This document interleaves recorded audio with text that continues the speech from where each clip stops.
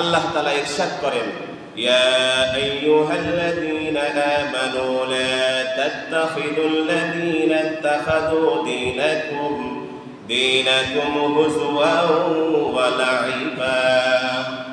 আল্লাহ বলছেন, একজন ঈমানওয়ালা, একজন মুসলমান, তার এক নম্বরের শত্রু হলো যে মুসলিম ধর্মের বিধি বিধানকে তুচ্ছ তাচ্ছিল্য করে। কি বলেন? যে মুসলমান ধর্মের বিধি বিধান, হুকুম আহকাম বিষয়গুলোকে লাইবুন মানে খেলাধুলা, তামাশা, লাহবুন, আল্লাহ কোরআনের ভাষায় লাইবাম দীনাকুম হুজুওয়া ওয়া লাইবা, তুচ্ছ তাচ্ছিল্য এবং সেটাকে নাথিং মনে করে। এরকম যদি কোনো ব্যক্তি থাকে, সে আমার কি বলেন বন্ধু নয়, সে আমার কি বলেন, সে আমার কি শত্রু। এখন বিষয় হলো, আপনারা ইতিপূর্বে দেখেছেন, কোনো এক সে যেই দল করুক, দল আমার বিষয় না, সে যদি আমার ধর্মীয় বিধান নিয়ে কটাক্ষ করে, আমার ধর্মীয় বিধিবিধানকে বৃদ্ধাঙ্গুলি প্রদর্শন করে, আমার নীতিমালার উপরে যদি আঙ্গুল তুলে কথা বলে, আমার মুসলিম সংস্কৃতির বিষয়ে যদি সে কথা বলে, সে আমার বন্ধু হতে পারে না, সে আমার কি, সে যে ধর্মের হোক, সে যে দলের হোক, যে ব্যক্তি হোক, সে যে হোক না কেন। বিগত দিনে আমরা দেখেছি আব্দুল লতিফ সিদ্দিকী নামে এক কুলাঙ্গার ছিল আওয়ামী লীগ দলের, হজকে নিয়ে কথা বলেছিল। আপনারা ভুলে গেলেও আমরা ভুলি না। কি বলেন? হজকে নিয়ে কথা বলেছিল। সে যে দলের হোক, সে জেনারেল দলের লোক হলেও সে আমার শত্রু। সে ইসলামিক দলের যদি কোনো ব্যক্তি বলে, সেও আমার শত্রু। দল বিষয় না, ব্যক্তি বিষয় না, আমার মুসলিম ধর্মের কোনো বিধি বিধান নিয়ে কথা বলবে, এনি পারসন, এনি পার্টি, সে যেই হোক না কেন, সে আমার বন্ধু হতে পারে না, সে আমার কি বলেন, সে আমার শত্রু। এই শত্রু আমাদের ধর্মীয় বিধি বিধান নিয়ে কথা বলে কয়েক শ্রেণীর। আবার গত কয়েকদিন আগে দেখেছেন, আমাদের দেশে কোনো এক ইউনিভার্সিটির এক হিন্দু ছেলে অপূর্ব পাল কোরআনের পৃষ্ঠা ছিঁড়ে ছিঁড়ে তার উপরে পা রেখেছে, কোরআনের উপরে পা রেখেছে, এবং সে আবার লাইভে মুসলিম ধর্মের বিধিবিধানকে কটাক্ষ করেছে, যে আমার ধর্মীয় বিধান নিয়ে কটাক্ষ করবে, যে নবীজিকে অবমাননা করবে, তার সর্বোচ্চ শাস্তি জনসম্মুখে মৃত্যুদণ্ড। যেই পা কোরআনের উপরে উঠেছে, সেই পা তার বডিতে থাকতে পারে না, আলাদা করে জনসম্মুখে তাকে কি করতে হবে? ফাঁসি দিয়ে মৃত্যুদণ্ড কার্যকর করতে হবে। সে আমার মুসলিম কোনো ভাই হোক, কিংবা হিন্দু হোক, খ্রিস্টান হোক, সাঁওতাল হোক, এই দেশে যদি সে বসবাস করে, সে যেই হোক না কেন, সারা পৃথিবীতে যে যে ধর্মের হোক না কেন, ধর্মীয় বিধান নিয়ে যদি কটাক্ষ করে, ধর্মীয় নীতিমালার উপরে যদি আঙ্গুল তুলে, তারা দুনিয়াতে বেঁচে থাকার কোনো অধিকার। আসমানের মালিককে, জমিনের মালিককে, আপনার আমার হায়াতের মালিককে, সুস্থতাও দিয়েছেন কে, অসুস্থও বানান কে? সে আল্লাহ, যিনি প্রতিনিয়ত আপনাকে অক্সিজেন দিয়ে, হাজারো নিয়ামত দিয়ে যে আল্লাহ আপনাকে সুস্থ রেখেছে, সেই আল্লাহর বিধিবিধানের উপরে আপনি বৃদ্ধাঙ্গুলি দেখাবেন, পা তুলবেন, ধর্মীয় গ্রন্থের উপরে আপনি পা দিয়ে নাচানাচি আর কুদাকুদি করবেন, আবার তারই জমিনে থাকবেন, এটা তো তারই জমিনে থাকবেন, এটা হতে পারে না। এই জন্য আল্লাহ বলছেন, একজন মুসলিম ইমানদার, ইমানওয়ালা, তার বন্ধু সে হতে পারে না যে মুসলিম ধর্মের বিধিবিধানকে নিয়ে কটাক্ষ করে। এনি পার্টি, এনি পারসন, যেই ব্যক্তি হোক, যেই দলের হোক, সে আমার বন্ধু নয়, সে আমার কি? তার সাথে চা খাবো, তার সাথে সিগারেট খাবো, তার সাথে বিভিন্ন আড্ডায় বসবো, তার সাথে আমার কোনো প্রকারের কথাবার্তা নেই, সে আমার শত্রু। শত্রুকে শত্রু হিসাবে চিনতে হবে। কথাকার বলেন, কথাকার। সূরাতুল মাইদা আল্লাহ বলে দিলেন, বান্দা, মুসলিম ধর্মের বিধিবিধান নিয়ে কথা বলে কয়েক শ্রেণীর মানুষ। নাম্বার 1, মিনাল্লাযীনা উতুল কিতাবা মিন ক্বাবলিকুম, তোমাদের পূর্বে আমি, আপনারা বলেন আসমানি গ্রন্থ সর্বমোট 104 খানা। আমরা জানি এই কথাটা, আমরা জানি আসমানি গ্রন্থ সর্বমোট 104 খানা। বড় 4টাকে কি বলে? কিতাব বলে। ছোটগুলো 100টাকে কি বলে? সহিফা বলে। যেমন আল্লাহ কোরআনে বলেছেন সুহুফি ইব্রাহিম ওয়া মূসা, বিভিন্ন আয়াতে আল্লাহ কোরআনুল কারীমে বলেছেন। এবার আসেন, এই ইসলাম ধর্মের আমাদের কোরআন আসার কারণে পৃথিবীর ইতিপূর্বে যত ধর্মীয় গ্রন্থ ছিল সব বাতিল না চালু? সব বাতিল। আমাদের নবী আসার কারণে পৃথিবীর অন্যান্য নবীদের নীতি নৈতিকতা আদর্শ মানা যাবে না বাতিল? উনি খাতামুন নবিয়্যিন সাইয়্যিদুল মুরসালিন। এই জন্য উনি আসার পরে, আমাদের নবী আসার পরে আর যত আদর্শ ছিল, যত নীতি নৈতিকতা ছিল, অন্যান্য নবীরাও হক ছিলেন, অন্যান্য নবীরাও সঠিক ছিলেন, তবে আমাদের নবী আসার কারণে সেটা মানসুখ বা রহিত বা বাতিল।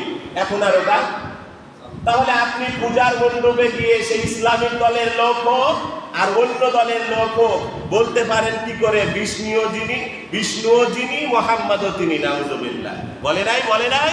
সে জামাতের লোক হোক, সে হেফাজতের লোক হোক, সে চরমনায়ের লোক হোক, আর আওয়ামী লীগ বিএনপি জাতীয় পার্টি যেই হোক না কেন, আমাদের নবীর সাথে কারো তুলনা হতে? কারণ যেই নবী আসার কারণে সমস্ত ধর্মীয় বিধিবিধান বাতিল, সেই নবীর সাথে আর কারো তুলনা হতে?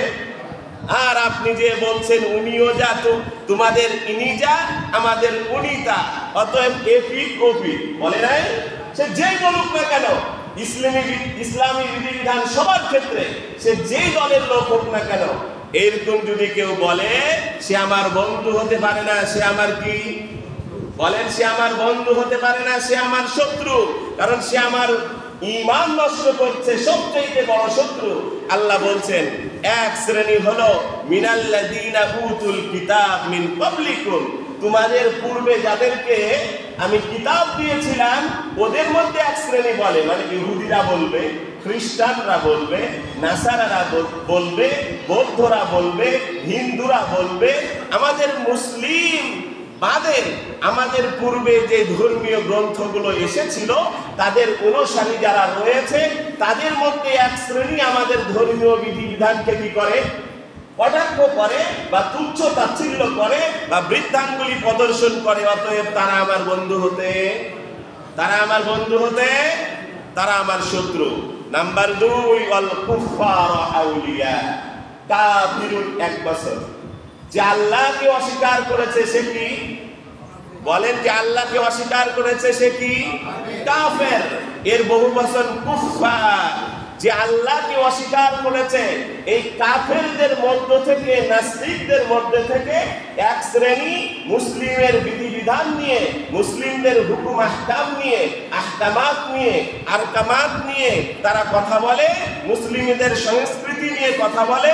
অতএব আল্লাহ বলেছেন এরা তোমাদের বন্ধু নয়, এরা তোমাদের, বলেন এরা তোমাদের। অতএব শত্রুকে শত্রু হিসাবে চিনতে হবে, না হলে আপনার ক্ষতি হয়ে যাবে। আপনি যদি শত্রুকে বন্ধু ভাবেন আর বন্ধুকে শত্রু ভাবেন তাহলে আপনার বড় ক্ষতি হবে। এই জন্য আল্লাহ আজ থেকে 1450 বছর আগে একজন ঈমানওয়ালার বন্ধুকে, একজন ঈমানওয়ালার শত্রুকে উনি জানিয়ে দিয়েছেন। সুবহানাল্লাহ। কি বলেন? এরপরে আল্লাহ বললেন তাহলে আহলে কিতাব থেকে এক শ্রেণী, এই দেশের কোন এক সময়কার প্রধানমন্ত্রীর ছেলে বিয়ে করেছিল খ্রিস্টান, তাই না? কথা হ্যাঁ হচ্ছেন না? বিয়ে করেছিল খ্রিস্টান, এই দেশের কোন এক সময় প্রধানমন্ত্রী ছিল, তাই না? বিয়ে করেছিল কি? এখনো তো বিয়ে করেই আছে, খ্রিস্টান। উনি বলেছিলেন না ওরা খ্রিস্টান না, ওরা আহলে কিতাব। আসলে আমার দেশের ওই প্রধানমন্ত্রীর ধর্মীয় বিষয়ে জ্ঞান ছিল না, আমি তাই ধরে নিব। কারণ যেই নবী খাতামুন নবিয়্যিন, ওই নবীর ধর্ম আসার পরে যেই কিতাব, সমস্ত কিতাবের উপরে শ্রেষ্ঠ কিতাব আল কোরআন, সেটা আসার পরে পৃথিবীর আর কোনো বিধিবিধান কি নাই? চালু নাই। সর্বোচ্চ বিধিবিধান আল কোরআন, সর্বোচ্চ নবী মুহাম্মদুর রাসূলুল্লাহ। আর আপনি বলছেন আমার বেটা কোন খ্রিস্টানকে বিয়ে করেনি, করেছে আহলে কিতাবকে। নাউযুবিল্লাহ। এরকম বলা যাবে?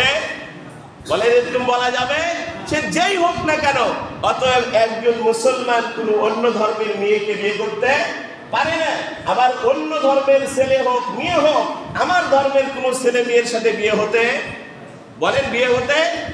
পারে না।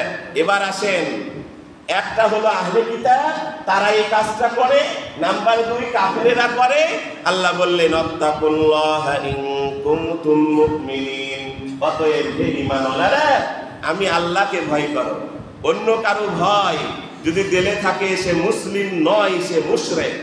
আল্লাহ ছাড়া যদি কারো ভয়, সে প্রশাসনের হোক, দেশের প্রধানমন্ত্রীর হোক বা কোনো পার্সনের হোক, যদি আল্লাহ ব্যতীত কারো ভয় কোনো বান্দা বান্দির দিলে জায়গা করে নেয়, সে মুসলমান থাকতে মুসলমান থাকতে একজন ঈমানওয়ালা, একজন ঈমানদার, একজন মুসলমানের দিলে একজনারই ভয় থাকবে, তিনি কে? আল্লাহ। তিনি ছাড়া কারো ভয় থাকতে। অতএব আল্লাহ বললেন আত্তাকুল্লাহ, ও আমার বান্দারা আমাকে ভয় করো, ইন কুনতুম মুমিনিন, যদি ঈমানওয়ালা হয়ে থাকো। তাহলে 2টা পেলাম, 2 শ্রেণী পেলাম। নাম্বার 3, ওয়া ইযা নাদাইতুম ইলা সলাতি ইত্তাখাযুহা হুদুওয়ান ওয়া লাইবা। মুসলমানের মধ্যে এক গ্রুপ আছে কি মুসলমানের ধর্মীয় বিধিবিধান নিয়ে কটাক্ষ করে, তুচ্ছ তাচ্ছিল্য করে, নাথিং মনে করে। আহলে কিতাব আছে এক শ্রেণী, নাম্বার 2 কাফেরেরা আছে এক শ্রেণী। আল্লাহ বলছেন তোমরাও সতর্ক, তোমাদের মধ্যেও আছে এক শ্রেণী। আছে না নাই? কি বলেন? ওই আব্দুল লতিফ সিদ্দিকী, বঙ্গবীর কাদের সিদ্দিকীর ছেলে, আওয়ামী লীগের লোক ছিল, সে যে আমাদের হজকে নিয়ে কটাক্ষ করলো, সে তো আবার কি মুসলমানই তো না অন্য কেউ? কথা বলেন, মুসলমান না অন্য কেউ? মুসলমান। এইভাবে করে করে আমাদের পূজাতে, ওদের পূজাতে গিয়ে আমাদের নবীকে তাদের বিষ্ণু বা তাদের অন্যান্য ব্যক্তির সাথে তুলনা করছে। আমাদের গ্রুপের মধ্যেই তো এক গ্রুপ, নাকি বলেন? এই জন্য আল্লাহ বললেন খবরদার, শুধু আহলে কিতাবরা নয়, শুধু কাফেররা নয়, তোমাদের মধ্যেও এক গ্রুপ থাকবে। আল্লাহ বললেন ওয়া ইযা নাদাইতুম ইলা সলাতি ইত্তাখাযুহা হুদুওয়ান ওয়া লাইবা। ও বান্দা, তুমি যে সমাজে বসবাস করো, তুমি যে এলাকায় আছো, এক শ্রেণীকে বলবা ভাই চলো নামাজে যাই। বলি না আমরা অনেক সময়? নামাজে আসার সময় দাওয়াত দিই। অনেক সময় বলে নামাজ পড়ে কি হবে? কি বলে না? আমি নামাজ না পড়লেও আমার ঈমান। আল্লাহ বললেন ঈমানকে ঠিক করার জন্যই নামাজ। আর আল্লাহর বান্দা বলে কি ঈমান ঠিক আছে, আর নামাজ না পড়লেও ঈমান কি আছে? তাহলে আল্লাহর সাথে সাংঘর্ষিক হয়ে গেল না কথাটা? তাহলে বান্দার কথা চলবে না আল্লাহর কথা চলবে? বলেন, বান্দার কথা চলবে না আল্লাহর কথা চলবে? আল্লাহ বললেন ঈমানকে ঠিক করার জন্যই সালাত, আর বান্দা বলছে আমার সালাত না পড়লেও ঈমান ঠিক আছে। নাউজুবিল্লাহ। অতএব সে আমার বন্ধু নয়, সে আমার কি? যদি আমার মুসলমানের মধ্যে কেউ বলে সে আমার বন্ধু নয়, সে আমার শত্রু, হতে পারে সে একজন মুসলিম, কিন্তু সে আমার বন্ধু নয়, সে আমার শত্রু। আবার বলে তুমি তো এত বছর ধরে নামাজ পড়ো, তোমারই অসুখ হয়, তোমারই বিপদ হয়, দেখো তো নামাজ পড়ি না। আল্লাহ টাকার মালিক বানিয়েছে, গাড়ির মালিক বানিয়েছে, বাড়ির মালিক বানিয়েছে, সুখে আছি, শান্তিতে আছি, আর তুমি বিপদে আর বিপদে। বলে কি বলে না? আল্লাহ বলছেন খবরদার, যে ধর্মীয় বিধান পালন করার কারণে কাউকে বলবে তুমি বিপদে আছো, কোনো সমস্যায় আছো, সে তোমার বন্ধু হতে পারে না, তোমার কি শত্রু। অতএব সে গেটাপে মুসলমান, কি মাথায় টুপি পরে, মুখে দাঁড়িয়ে আছে, গায়ে পাঞ্জাবি পরে, মুসলমানদের সময় জুমার দিনে জুমার নামাজে আসে, ঈদের সালাতে যায়, মাহফিলে যায়, হজ করেছে, আলেম মানুষ, সে যেই হোক না কেন, যদি তার মুখ থেকে এই ধরনের কথা আসে, সে মুসলিম হতে পারে, কিন্তু একজন মুসলমান ঈমানওয়ালা মুমিনের বন্ধু হতে পারে না। আল্লাহ তাআলা কুরআনুল কারীমে স্পষ্ট বলে দিয়েছেন যালিকা বিআন্নাহুম কওমুন লা ইয়াকিলুন। এরা জানে না, বুঝে না, এরা স্টাডি করে না। কি বলেন? অনেক সময় একজন আলেম, আমার কথাই বলি, দাওরা করেছি মক্তব থেকে 12 বছরের কোর্স, এরপরে কামিল করতে কি 15 বছরের কোর্স, যারা লেখাপড়ার সম্পর্কে জানেন। এরপরে অনার্স মাস্টার্স করলাম, সেখানেও আমার লম্বা একটা সময়। আমরা বলবো যেটা সেটা না, আল্লাহর বান্দা না পড়েই উনি বড় মুফতি। কি বলেন? আছে না নাই? সূরা ফাতিহা জানে না, 10টা সূরা বলতে পারবে না, একটা তাসবিহ তাহলিল সঠিক বলতে পারবে না, আর উনি কি বড় মুফতি, উনি যা বলবে ওটাই শুনতে হবে, আছে না নাই? না, এই জন্য আল্লাহ বলেছেন ধর্মীয় বিধিবিধান নিয়ে যে কটাক্ষ করবে সে একজন ঈমানওয়ালা, একজন মুসলমানের বন্ধু হতে, বলেন বন্ধু হতে। গত জুমায় আমরা একজন ঈমানওয়ালা মুসলমানের বন্ধুকে আলোচনা করেছি, শত্রুকে আলোচনা করেছি। এর পরের আয়াতে আল্লাহ তাআলা বলছেন, সতর্ক করে দিয়েছেন, একজন ঈমানওয়ালা, একজন সাদাসিধে মানুষ, হালাল খায়, কি বলেন, হালাল করে, সাদাসিধা জিন্দেগি জীবন যাপন করে, একজন আলেম মানুষ, একজন হাজী সাহেব মানুষ, কিংবা একজন অশিক্ষিত মানুষ কিন্তু শরীয়তের বিধিবিধান মেনে চলে। আল্লাহ বলছেন গত সপ্তাহে যে বিধিবিধান নিয়ে আলোচনা হয়েছে, গুণাগুণ নিয়ে আলোচনা হয়েছে, এরা আমার বন্ধু। আল্লাহ এদের সম্পর্কে বলছেন, কুল হাল উনাব্বিউকুম বিশাররিম মিন যালিকা মাসুবাতান ইনদাল্লাহ। ও বান্দা, আমার বন্ধুর সাথে খারাপ আচরণ করা থেকে কি থাকবা? বিরত থাকবা। কি তুমি আলেম হতে পারো নাই? ভালো কথা, আলেমকে মহাব্বত করো। তুমি হাজী সাহেব হতে পারো নাই? হাজী সাহেবকে মহাব্বত করো। তুমি দ্বীনের বিধিবিধান মানতে পারো না, যারা মানে তাদেরকে মহাব্বত করো, এদেরকে শত্রু ভাববা না। কি আল্লাহ বলছেন, আমাকে যারা বন্ধু বানাতে পেরেছে এদের সাথে শত্রুতা, বলেন শত্রুতা। আসেন, আবু লাহাব, তাব্বাত ইয়াদা আবি লাহাবিন ওয়া তাব, সূরাতুল লাহাব আছে না? আবু লাহাবের দুইজন ছেলে ছিল, উতবা উতাইবা। কি উতবা? দুইজনাই বিয়ে করেছিল নবী মুহাম্মাদের দুই কন্যাকে। নবীজির সাথে বেয়াদবি করলে ও দুই ছেলে বেয়াদবি করলো, এরপরে আল্লাহ সূরাতুল লাহাব অবতীর্ণ করলো। এবার আবু লাহাব বলল, আমার ঘরে থাকতে হলে মুহাম্মাদের মেয়েদেরকে তালাক দিতে হবে। আপনারা ঘটনা জানেন, তালাক দিল। এক ছেলে বলেছিল, আমার আব্বা নিষেধ করেছে, তাই আমি আপনার কন্যাকে কি দিলাম? তালাক দিলাম। আর ওর মধ্যে উতাইবা সীমা লঙ্ঘন করেছিল, নবীজির সাথে বেয়াদবি করেছিল, এমনকি ধাক্কা ধাক্কির পর্যায়ে পর্যন্ত গিয়েছিল। নবীজি খালি বলেছিলেন, আল্লাহুম্মা সালবিত কালবান মিনাল কিলাব, ওগো আল্লাহ, শুধু একটাই দোয়া করি, তোমার যে কুকুরগুলো আছে, হিংস্র জীবজন্তু আছে, তার মধ্যে একটা উতাইবার জন্য দিয়ে দিও। কি ওই যে দোয়া করেছিল উতাইবার কানে ঢুকেছে। হুজুরদেরকে ভয় লাগে না, আলেমদেরকে ভয় লাগে না, কিন্তু বদদোয়া থেকে বাঁচবেন। হয়তোবা কোনো আল্লাহওয়ালা, আল্লাহর বন্ধুর বদদোয়া আপনার জীবন তছনছ করার কারণ হতে পারে, আপনার সুখ নষ্ট করার কারণ হতে পারে।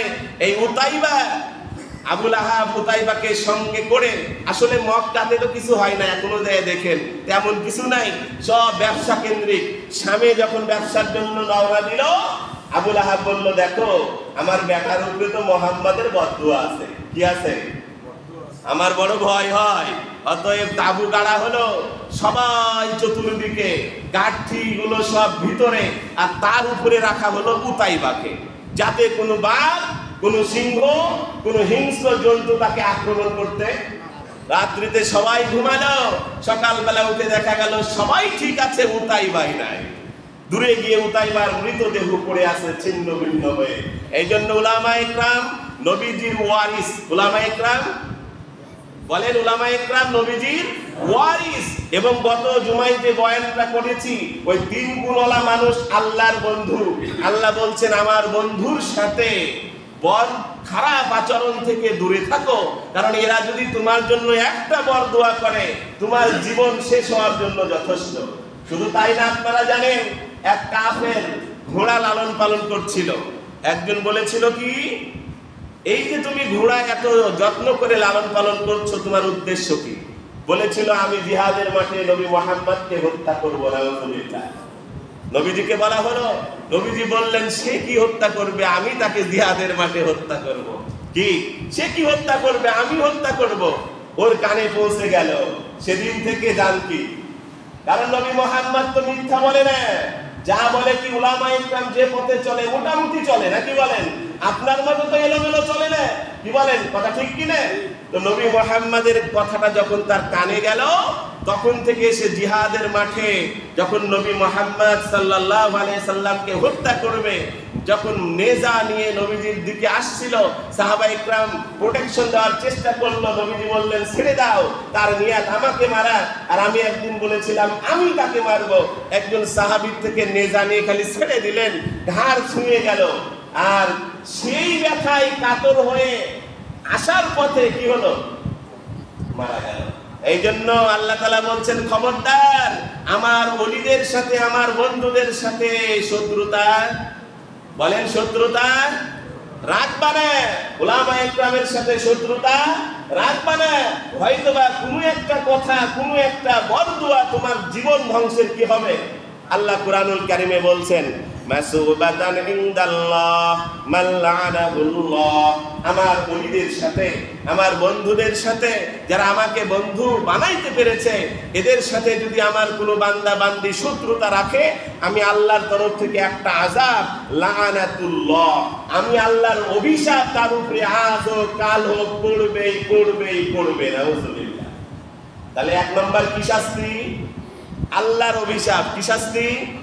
বলেন আল্লাহর অভিশাপ যদি কোনো বান্দার উপরে পড়ে যায়, সে যতই ইনকাম করুক পুকুরের দিকে যেতে পারবে না, সে যতই চেষ্টা করুক আর উঠে দাঁড়াতে পারবে না, সে একের পর এক কি হয়ে যাবে, বলেন ধ্বংস হয়ে যাবে, তার ক্ষতি হয়ে যাবে। নাম্বার 2, ওয়া গাদিবা আলাইহি, আল্লাহ তার উপরে ক্রোধান্বিত থাকে, রাগান্বিত থাকে।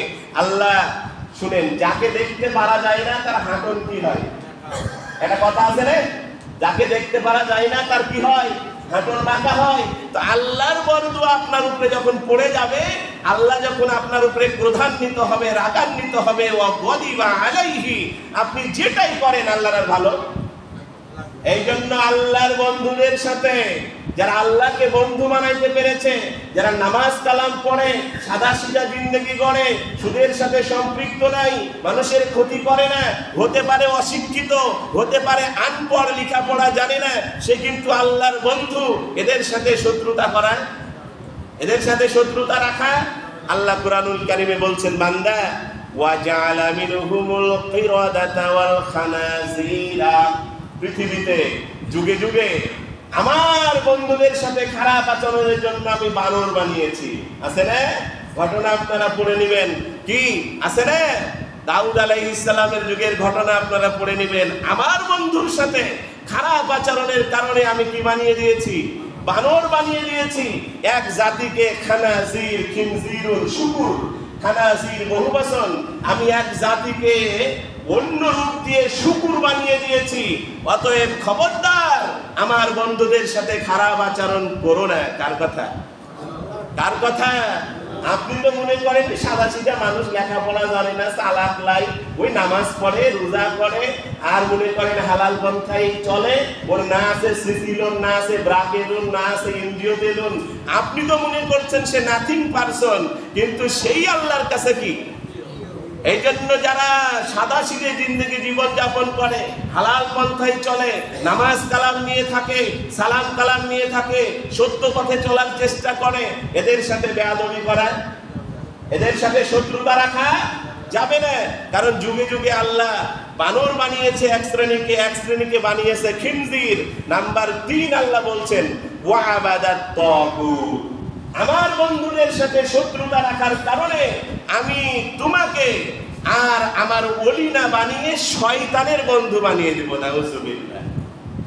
আর যে শয়তানের বন্ধু হবে, শয়তান নিজেও যাবে জাহান্নামে, আপনিও যাবেন কোথায়?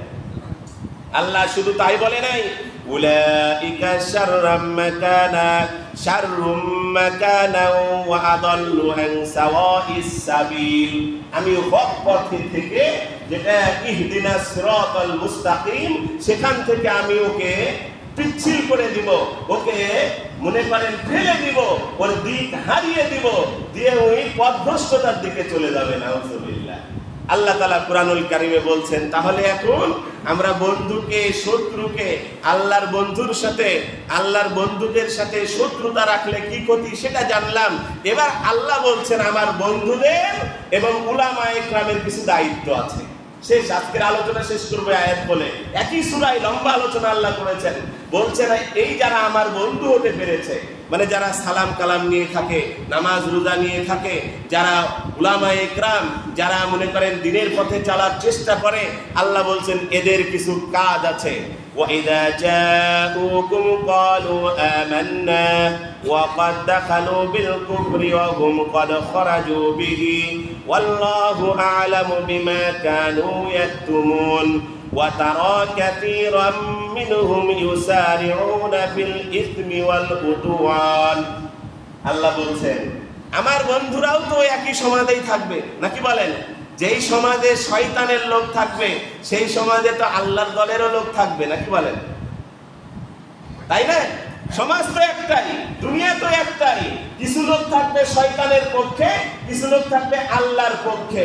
আল্লাহ বলছেন যারা উলামায়ে ইকরাম, যারা আলেম, যারা আমার বন্ধু হতে পেরেছো, তাদের কাজ হলো যেই সমাজে ওয়া তারা কাসীরাম মিনহুম ইউসারিউনা ফিল ইসমি, সমাজের মধ্যে কোনো অপরাধ যদি হয়, গুনার কাজ হয়, আমার বন্ধুদের কাজ হলো, উলামায়ে ইকরামের কাজ হলো তার প্রতিবাদ করা, তার দূর করা। সুবহানাল্লাহ।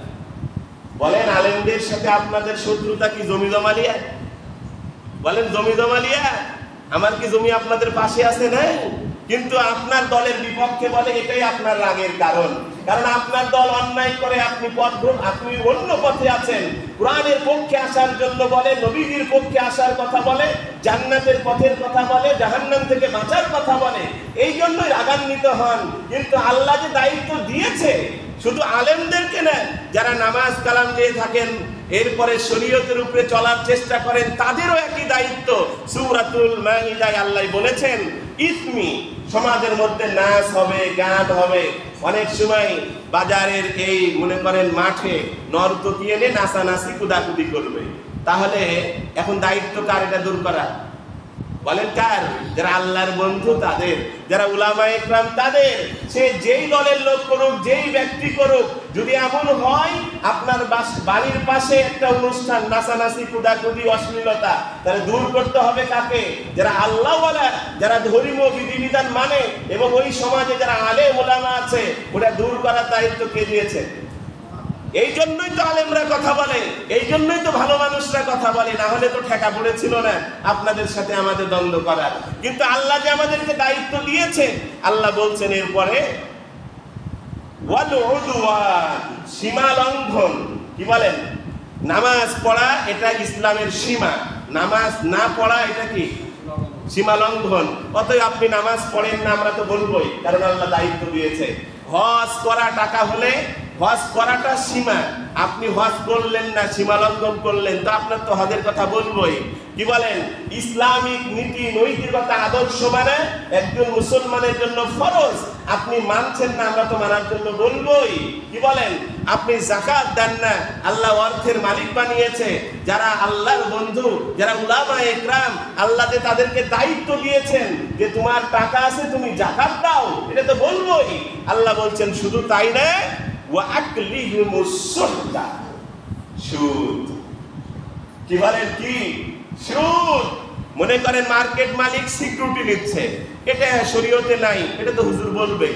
আবার যে ব্যবসা করছে সে সিসি লোন করে ব্যবসা করছে, এটাও শরীয়তে নাই, তো হুজুর বলবে না? কি বলেন? হুজুর বলবে কি বলবে না? আর ওই টাকা থেকে হুজুরের বেতন আসে, সেটা তো বড় মুশকিল, কিন্তু হুজুরের তো বলা লাগবে। এবার মার্কেট মালিকরা যদি খেয়াল করেন, দেখেন সমাজটা এমন ভাবে নষ্ট হয়েছে, হারামের দিকে আমাদেরকে ঠেলে দিচ্ছে। একজন মার্কেট মালিক মার্কেট বানিয়েছে, আল্লাহ তাকে সমর্থ দিয়েছে বলেই তো সে বানাতে পেরেছে। অতএব যদি বিনা সিকিউরিটিতে যদি দোকান দিত, তাহলে 10 লাখ, 7 লাখ, 5 লাখ যে সিকিউরিটি টাকা দিতে গিয়ে ওই ব্যবসায়িক ভাই তার ক্যাশ হারিয়েছে, এখন তাকে সিসি লোন করে আরেকটা হারাম করে ব্যবসা করতে হচ্ছে। এবার মার্কেট মালিক যদি 10 লাখ বা 7 লাখ বা 5 লাখ না নিত, তাহলে ওই ব্যবসায়িক টাকা লোন করা লাগতো। তাহলে মার্কেট মালিক কি নিল না? সিকিউরিটি নিল না, এখন যা ভাড়া পাবে এটা তার জন্য হালাল। এবার ব্যবসায়িক ভাই সিসি লোন না করে তার জমানো ক্যাশ থেকে ওই যে 5 লাখ দিত, 7 লাখ দিত, ওই টাকা দিয়ে সে ব্যবসা করছে, তার লাভও কি? হালাল। তাহলে ব্যবসায়িকের লাভও হালাল, মার্কেট মালিক সিকিউরিটি না নেওয়ার কারণে ভাড়াটাও তার হালাল। তাহলে সুন্দর ব্যবস্থাপনা না? আপনি সিকিউরিটি বাড়িয়ে দিলেন, এখন যে ব্যবসা করবে আপনাকে সিকিউরিটি দেওয়ার পরে ওর মনে করেন কি নাই আর ক্যাশ নাই, তুমি তো লোন করবে, তাহলে সে লোন করে হারামের দিকে চলে গেল, আপনিও সিকিউরিটি নিয়ে কোন দিক চলে গেলেন। তাহলে আমরা কি এর বিপক্ষে বলবো না? বলেন বলবো কি বলবো না? কে আমাদেরকে দায়িত্ব দিয়েছে? কে দায়িত্ব দিয়েছে?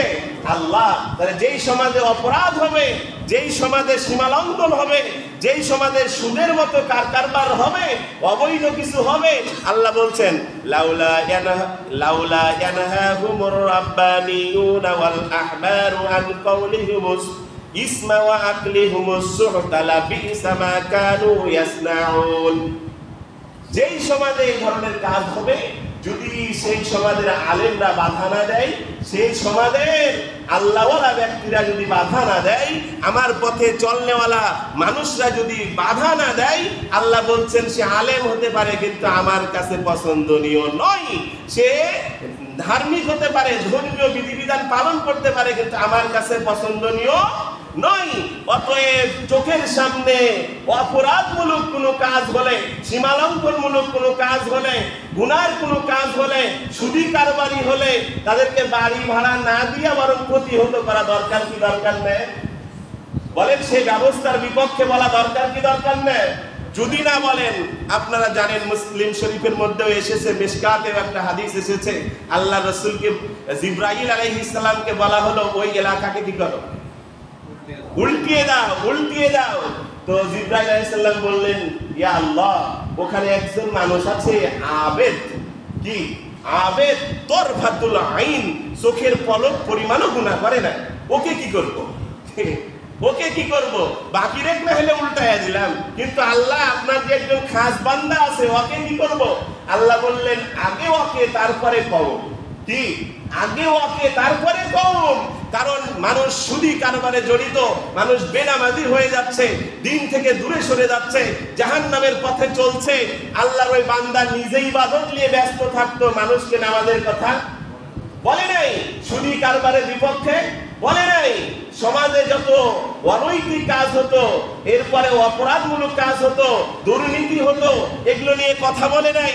অতএব ওকে আগে উল্টাও, এরপরে বাকিকে উল্টাও। নাউজুবিল্লাহ। এই জন্য ভাই আমাদেরকে উল্টিয়ে দিক এটা আমরা চাই না, তাই তো আমাদের জায়গা থেকে বলি। এখন যদি আবার কোনো সময় আল্লাহ বলে জিবরাইল যাও ওই এলাকাকে উল্টাও, তাও তো বলতে পারবে আল্লাহ, হুজুর তো বলতো মাঝে মধ্যে। তারপরেও যদি বলে হুজুরকে আগে উল্টাও তারপর সবাইকে, সেটা আলাদা কথা। কিন্তু আপনাকে আপনার জায়গা থেকে প্রতিবাদ করতে হবে। আল্লাহ আপনাকে, আমাকে, সবাইকে চোখের সামনে কোনো অপরাধ হলে, কোনো দুর্নীতি হলে, কোনো অনৈতিক কাজ হলে, কোনো গুনাহের কাজ হলে, কোনো আমাদের বিধিবিধানের সীমালঙ্ঘনমূলক কোনো কাজ হলে, সুদি কারবারি হলে, আমি আপনি সবাই যেন প্রতিবাদ করতে পারি। আল্লাহ সেই ইমানি পাওয়ার, সেই ইমানি তৌফিক, সেই ইমানি নূর, সেই ইমানি জজবা সকলকে দান করুক। সকলে বলি আমিন। যারা পরে এসেছি সুন্নাত আদায় করে নিই।